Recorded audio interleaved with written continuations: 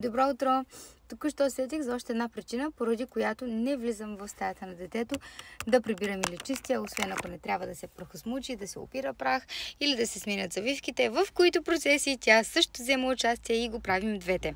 А именно, на времето като бях по-малка и баба ми и майка ми, те могат да потвърдят, като влизаха да чистят стаята ми и ви казвам направо, бяс ме хващаше. Така, аз не съм перфекционист, обаче си имам мой определен начин за правене на нещата. Имам си някакъв график, който следвам и ако някой го прекъсне с нещо и ми се обърка графика, някак си започвам да се дразня. Но най-вече се дразних на факта, че ако бършат прах или такова и ме преместят нещата, примерно виждат, че е разхвърлено, искат някак си да подредят, някак си да сбутат нещата и сложат нещо по чекмеджетата, обаче на мен ми трябва сега. И аз трябва да разтършувам цялата стая, за да намеря нещото.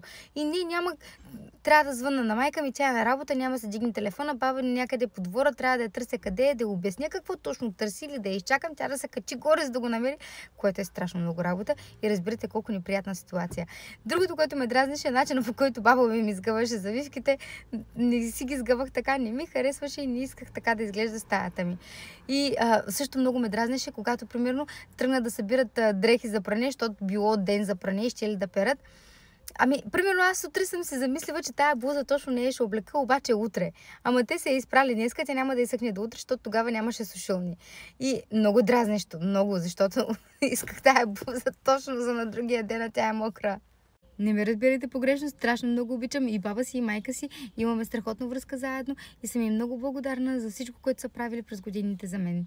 И така понеже София е моя дъщеря и предполагам до някъде ще се метне на мен и реших да оставя сама да си оправя нещата, както на времето аз исках сама да си оправя моите. Отивам да пия кафе. Чао и до нови срещи!